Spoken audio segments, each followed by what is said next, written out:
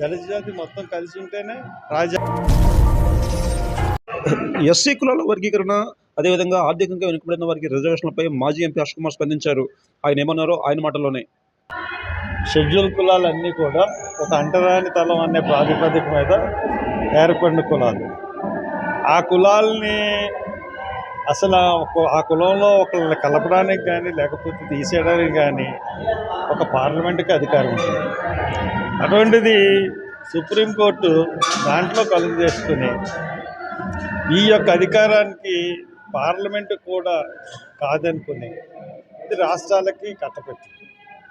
ఇది కుట్ర. ఎందువల్లంటే మోడీ అలాగే చంద్రబాబు నాయుడు ఇద్దరు కలిసి చేసిన కుట్ర. అంటే మాదిగల్ని ఒక ఓట్ బ్యాంక్ కింద చేసుకోవాలని బీజేపీ తెలుగుదేశం పన్నిన కుట్ర.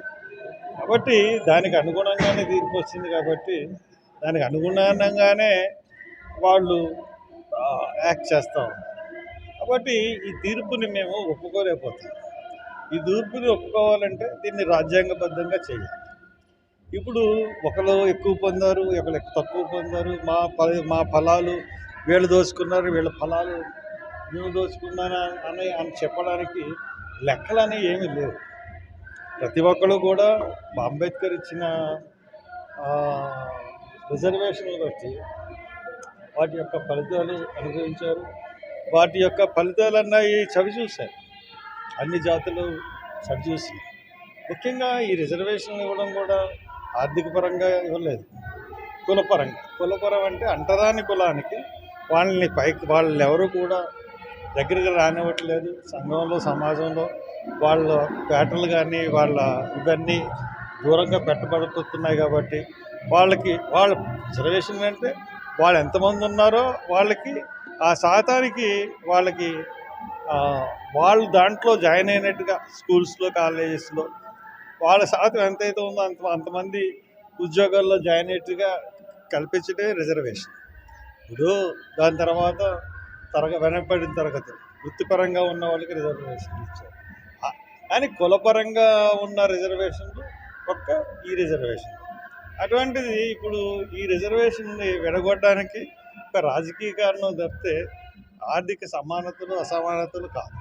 కాబట్టి దీనికి మాలజాతి అంతా వ్యతిరేకిస్తుంది. ఇక్కడ మనకు భారతదేశంలో మనం ఈ పిక్చర్ చూసుకున్నట్లయితే భారతదేశంలో ఉన్న మాదిగలందరూ, నార్త్లో ఉన్న మాదిగలందరూ చమ్మర్స్ అంటారు. నార్త్లో చమ్మర్స్ అందరూ కూడా వ్యతిరేకిస్తారు. ఈవేళ మాయావతి కూడా స్టేట్మెంట్ ఇచ్చారు, వర్గీకరణ ఎవరైనా సపోర్ట్ చేస్తూ ఉంటే నా పార్టీలో ఉండకండి, వెళ్ళిపోండి పార్టీ నుంచి. అలాగే చిరాగ్ పాస్వాన్ కానీ, అలాగే అథేవాలా కానీ, నార్త్లో ఉన్న లీడర్స్ అందరూ కూడా ఈ వర్గీకరణని వ్యతిరేకిస్తూ ఉన్నారు. దీని మీద రాజ్యాంగ సవరణ జరగాలి, లేదంటే సుప్రీంకోర్టులో చర్చ జరగాలి. సుప్రీంకోర్టు చర్చ జరగడం కాదు, పార్లమెంట్లో చర్చ జరగాలి. ఎందుకంటే పార్లమెంట్ యొక్క అధికారాలను సుప్రీంకోర్టు హైజాక్ చేసింది.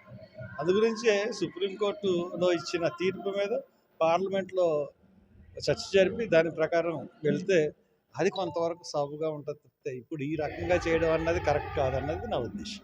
మీ పోరాటం ఏ విధంగా ఉంటుంది? మా పోరాటం ముందుగా జనాన్ని చైతన్యపరచడం.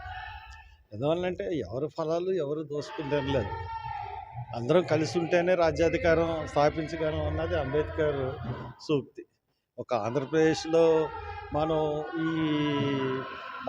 మాకన్నా మీరు ఎక్కువ లాభాలు పొందారు, మీకన్నా వేరే ఎక్కువ లాభాలు పొందారన్న వాదన తప్పితే భారతదేశంలో ఈ వాదన ఎక్కడా లేదు, ఏ రాష్ట్రంలోనూ లేదు.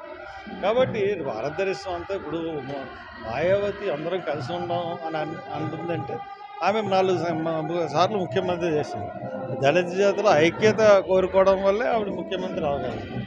ఇక్కడ కూడా ఆంధ్రప్రదేశ్లో కానీ తెలంగాణలో కానీ దళిత జాతి మొత్తం కలిసి ఉంటేనే రాజ్యాధికారం పట్టుకోగలరు. రాజ్యాధికారం అన్నది ఏకైక ధ్యేయంగా పనిచేయడమే రిజర్వేషన్లు. అంటే ఈ యొక్క జాతి యొక్క ప్రముఖ కర్తవ్యం ఉండాలి. కానీ ఒక అర్గవర్ణాల పార్టీ చేతుల్లో భావుల కింద ఉపయోగింపబడకూడదు మనం ఎవరం అన్నది మా భావన. సరే, ఇప్పుడు ఆర్థికంగా వెనకబడిన వారికి రిజర్వేషన్ పైన అభిప్రాయం ఏంటి? ఆర్థిక పరంగా వెనకబడిన వారికి రిజర్వేషన్లు ఉన్నాయి కదా, ఒక అంశం ఉంది, దానిపై మీరేమంటారు? అంటే అంటే అది కూడా ఇప్పుడు మనకి ఆర్థికంగా వెనకబడిన వాళ్ళకి 10% రిజర్వేషన్స్ మోడీ గారు ఇచ్చారు. ఇప్పుడు దాని మీద మనం ఎవరో కూడా మాట్లాడాల్సిన అవసరం రాలేదు. కానీ అక్కడ ఒక చిన్న తప్పు కనబడతాం.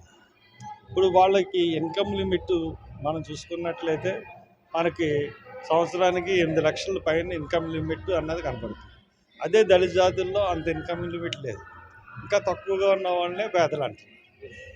గొప్ప అంటే ఆర్థికంగా వెనకబడినంటే వాళ్ళకి ఒకటే ఇన్కమ్ లిమిట్ ఉండాలి, కింద జాతులకు కూడా ఒకటే ఇన్కమ్ లిమిట్ ఉండి ఈ కింద లెవెల్ ఇన్కమ్ లిమిట్లో ఉన్న వాళ్ళకి రిజర్వేషన్లు ఇచ్చారనుకోండి, అది కొంతవరకు వాళ్ళకి అంటే అగ్రవర్ణాల్లోని పేదలకి కొంత న్యాయం చేసినట్టు అవుతుంది. దీనివల్ల మాకు వచ్చే ఈ రిజర్వేషన్ కులాలకు వచ్చే నష్టం ఏమీ లేదు, కానీ వాళ్ళకే అన్యాయం జరుగుతాం.